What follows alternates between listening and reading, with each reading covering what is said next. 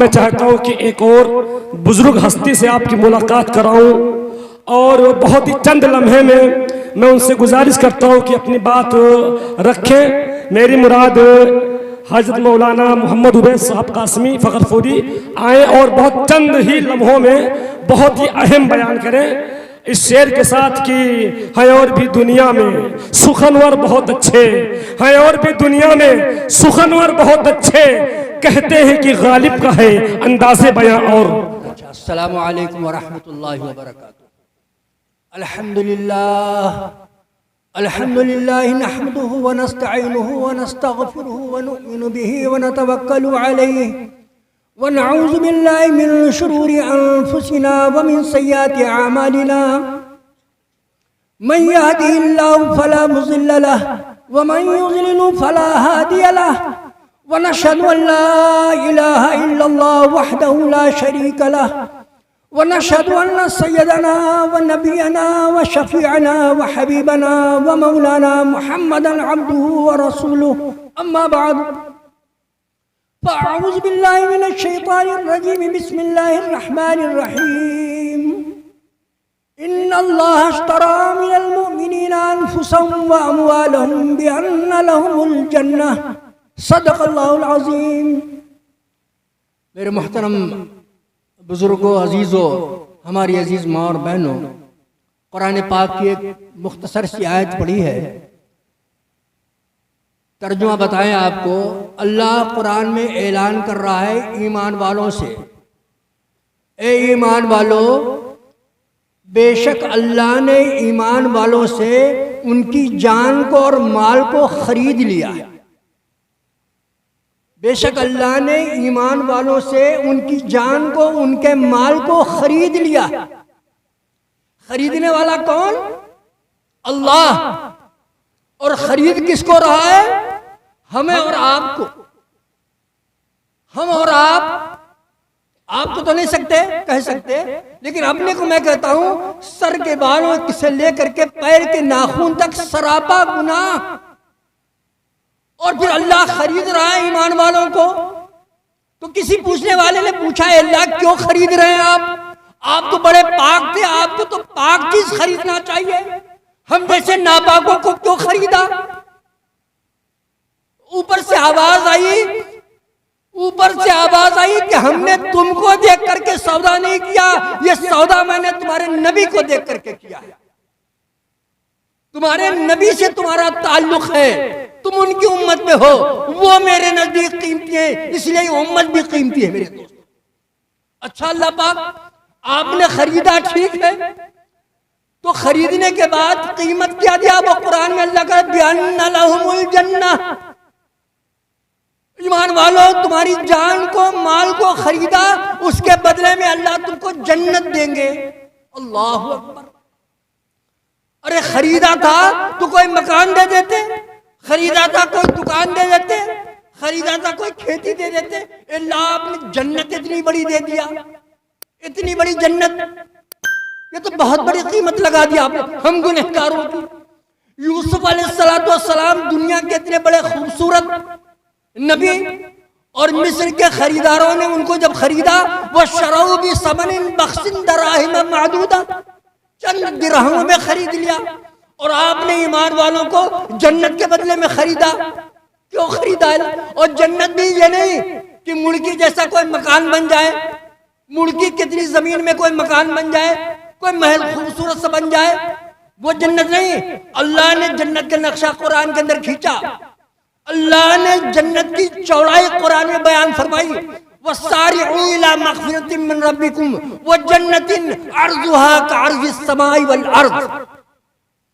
اپنی جنت کی چوڑائی سنو، ساتوں زمین ساتوں آسمان کو ایسے برابر برابر رکھتے چلے جاؤ، ایک زمین دوسری تیسری چوتھی، پھر ساتوں آسمان کو جوڑو، یہ تمہاری جنت کی چوڑائی ہے۔ لمبائی زیادہ ہوتی ہے، اللہ نے لمبائی کو قرآن میں نہیں بیان فرمایا۔ یہ تعلق حضور پاک صلی اللہ علیہ وسلم سے جو امت کا تھا، اس بنیاد پر اللہ نے ایمان والوں کو خریدا میرے دوستوں، اس بنیاد پر ایسا تعلق۔ ایک مرتبہ حضرت عائشہ رضی اللہ تعالیٰ نے فرمایا میرے محبوب میرے لیے میرا نام لے کر کے ذرا دعا فرما دیجئے۔ اللہ کے محبوب صلی اللہ علیہ وسلم نے ہاتھ اٹھائے اور فرمایا اللہم اغفر لی عائشہ ما تقدمت من ذنبها وما تأخرت، اللہم اغفر لی عائشہ ما تقدمت من ذنبها وما تأخرت، اللہ عائشہ کے اگلے پچھلے سارے گناہ معاف فرما دے۔ عائشہ اس دعا کو سن کر کے آپ کی بیوی اتنا ہنسی کہ مارے ہنسی کے لوٹ پوٹ ہو گئی۔ حضرت عائشہ کا سر آ کر کے ان کی گود میں لگ گیا۔ آقا صلی اللہ علیہ وسلم سے پوچھا عائشہ بہت خوش ہو؟ کہا کیوں نہ خوش ہوں، آپ نے میرے لیے ایسے میرا نام لے کر کے اتنی بڑی دعا مانگا آپ نے۔ کہا عائشہ جو دعا میں نے تمہارے لیے آج مانگا ہے وہ اپنی امت کے لیے 5 نمازوں میں مانگتا۔ یہ میرے دوستو میرے عزیز و تمہارا تعلق، تم سے تعلق نبی کا۔ قرآن میں اللہ نے لکھا لَقَدْ جَاءَكُمْ رَسُولٌ مِّنْ أَنفُسِكُمْ، یہ جو رسول میں نے بھیجا ہے یہ تمہاری جانوں سے نکال کر کے بھیجا ہے۔ ایسا تعلق امت کا نبی سے جیسے جسم کا تعلق روح سے ہوتا ہے۔ جس میں کہیں تکلیف ہوگی روح تڑپے گی۔ امت کے اوپر جو کوئی تکلیف ہوتی تھی آقا صلی اللہ علیہ وسلم تڑپتے تھے۔ آج بھی امت کا ہاتھ سن کر کے آقا کو قبر میں تکلیف ہوتی ہے۔ میرے دوستو ایک چور امتی کا ہاتھ کاٹا جا رہا ہے، عورت ہے امتی کا ہاتھ کاٹا جا رہا ہے، آقا صلی اللہ علیہ وسلم بلک بلک کر کے رو رہے ہیں۔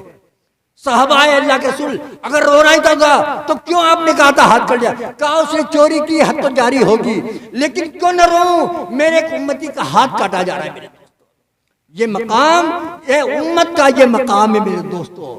پھر اللہ رب العزت نے آقا کو اپنے پاس بلا کر کے اس امت کا مرتبہ بھی دکھا دیا۔ او میرے محبوب تم میرے پاس آؤ، تمہارا مقام دکھا دے، تمہارے چاہنے والوں کا مقام دکھا دے، تمہارے صحابہ کا مقام دکھا دے، تمہارے نہ ماننے والوں کا بھی مقام دکھا دے۔ معراج میں بلایا، جاؤ جبریل میرے محبوب کو لے کر کے آؤ، انہیں جنت اور دوزخ دکھاؤ، ان کے چاہنے والے اور ماننے والوں کا مقام دیکھو۔ جبریل آئے ام ہانی رضی اللہ تعالیٰ عنہ گھر کے اندر، چھت پھاڑ کر کے آئے، آپ آرام فرما رہے تھے، جبریل آ کر کے دست بستہ کھڑے ہو گئے اور سو رہے حضور پاک صلی اللہ علیہ وسلم۔ جب 15 منٹ ہو جائیں گے ذرا بتا دیجیے گا۔ آقا صلی اللہ علیہ وسلم سو رہے تھے، جبریل کھڑے ہیں، اے اللہ کیسے جگاؤں حضور پاک صلی اللہ علیہ وسلم؟ اگر جگاؤں گا تو تکلیف ہو جائے گی، اگر جگا دوں گا تو تکلیف ہو جائے گی۔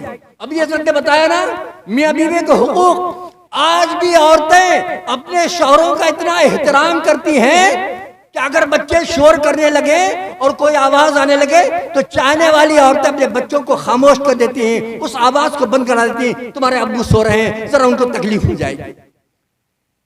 یہ ہے احترام۔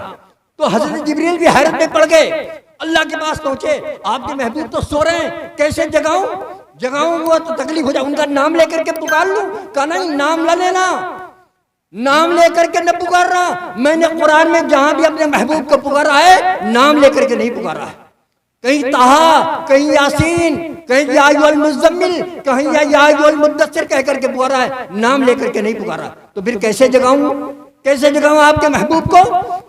تو آپ نے فرمایا جبریل اپنے یہ کافوری ہونٹ، اپنے یہ نورانی ہونٹ جا کر کے میرے محبوب کے تلوے میں لگا دو، اس کی گرماہٹ سے ان کی آنکھ کھل جائے گی۔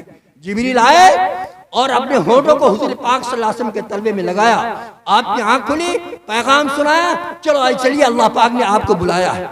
جبریل کہتے ہیں میں نے جنت کے اندر، میں جنت میں کئی سو سال، ہزاروں سال تک رہا، جنتوں کی بہت نعمتیں دیکھی، بڑے مزے مارے جنت کے، لیکن جو مزہ مجھے حضور پاک صلی اللہ علیہ وسلم کے تلوے میں اپنی زبان لگانے میں آیا جنت کے کسی نعمت کے اندر نہیں آیا۔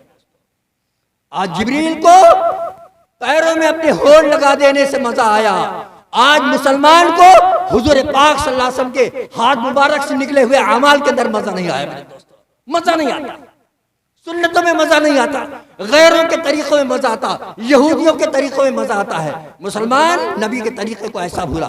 چلیے حضور پاک صلی اللہ علیہ وسلم کو لے کر کے پہنچے بیت المقدس، سارے انبیاء کھڑے تھے، حضور پاک صلی اللہ علیہ وسلم نے امامت فرمائی، جبریل علیہ السلام پھر آگے لے کر کے چلے، پہلا آسمان، دوسرا، تیسرا، چوتھا، پانچواں، چھٹا، ساتواں آسمان پار کرتے کرتے جبریل 7 میں جا رہے ہیں، اور جب سدرۃ المنتہا پر پہنچے 7ویں آسمان کے بعد جبریل رک گئے. آقا نے کہا جبریل آؤ. کہا ایک بال کے برابر بھی اگر میں آگے جاؤں گا تو اللہ کا نور اتنا برس رہا ہے، اللہ کی نور کے تجلی سے میرے سارے پل جل کر کے میں راکھ ہو جاؤں گا. آپ تشریف لے جائیں آگے. آقا صلی اللہ علیہ وسلم آگے اللہ کے عرش کی طرف. ادھر سے آواز آئی ادنو منی، اور قریب آ جاؤ، اور قریب آ جاؤ، اور قریب آ جاؤ. اتنا قریب بلا لیا، اتنا قریب بلا لیا. کانا کما قاب قوسین او ادنی، جیسے کمان کے 2 دانت ہوتے ہیں اتنا قریب بلایا. پھر 50,000 باتیں معراج کی رات میں اللہ کے رسول صلی اللہ علیہ وسلم سے اللہ پاک کی ہوئی. 50,000 باتیں. اور ایک بات سناؤں آپ کو. پھر باتوں کے بعد اللہ پاک نے حضور پاک صلی اللہ علیہ وسلم سے کہا محمد صلی اللہ علیہ وسلم تم کو اپنا مہمان بنایا ہے. بتاؤ تم کچھ مانگو، تمہیں تحفہ دینا چاہتا ہوں. پتا تھا آقا صلی اللہ علیہ وسلم کو میرا حسین بھوک کے مارے روتا ہے. پتا تھا آقا صلی اللہ علیہ وسلم کو میری فاطمہ کے پاس کپڑے نہیں تھے. پتا تھا آقا صلی اللہ علیہ وسلم کو میری فاطمہ کے پاس دوا کے پیسے نہیں ہیں. مانگ لیتے حسین کے لیے، مانگ لیتے حسین کی زندگی، مانگ لیتے فاطمہ کے لیے کپڑے. مانگا تو اس رات میں معراج کی رات میں کہا اے اللہ میری گنہگار امت کے بارے میں میری سفارش قبول کر لیا. سفارش اللہ رب العزت کا منظور. اب یہ گنہگار امت قیامت کے دن جب آئے گی اللہ کے رسول صلی اللہ علیہ وسلم اس گنہگار امت کی بخشش کرائیں گے اللہ کے دربار میں. کب میرے دوستو میرے عزیزو؟ جب اللہ کے محبوب صلی اللہ علیہ وسلم کے امتی بن کر کے زندگی گزارو گے. امتی بن کر کے یہ پتہ لگاؤ امتی ہے کہ نہیں ہے. آقا نے فرمایا فمن رغب عن سنتی فلیس منی، جو میری سنت سے اعراض کر لے، جو میری سنتوں کو گھر سے نکال دے وہ میری امتی نہیں. میرے دوستو آج مسلمانوں کے گھروں سے حضور پاک صلی اللہ علیہ وسلم کے سنتوں کے جنازے نکلے میرے دوستو، سنتوں کے جنازے. اور ایک آدمی بھی رونے والا نہیں میرے دوستو، ایک آدمی رونے والا نہیں. ہماری اماں کا جنازہ اٹھے تو ہم روتے ہیں، ہمارے ابا کا جنازہ اٹھے تو ہم روتے ہیں. لیکن نبی پاک صلی اللہ علیہ وسلم کے دین کا جنازہ، آپ کی سنت کا جنازہ ہمارے گھروں سے نکلتا ہے تو ایک آنسو آنے والا نہیں میرے دوستو. حالانکہ ہمارے ابا سے، ہمارے اماں کی جنازے سے زیادہ قیمتی حضور پاک صلی اللہ علیہ وسلم کا دین تھا. اس لیے کہ آقا نے اس دین کے لیے پیٹ پر پتھر باندھے ہیں، طائف کی گلیوں میں مار کھائی ہے. اپنے لباس حسین کو میدان کربلا میں ان کے خاندان کے 17 لوگوں کے لاشوں کو کربلا کے میدان میں تڑپتا ہوا چھوڑا میرے دوستو. یہ دین بڑی قربانیوں سے آیا ہے. اس جلسے کا مقصد میرے دوستو یہی ہے، لے کر کے جاؤ یہاں سے کہ انشاءاللہ اپنے گھروں میں، اپنے بچوں کی زندگی میں، اپنی بہوؤں کی زندگی میں انشاءاللہ نبی پاک صلی اللہ علیہ وسلم کو لایا ہوا دین زندہ کریں گے. اللہ تمہارے گھروں کو خیر و برکت سے بھر دے گا. وآخر دعوانا الحمدللہ.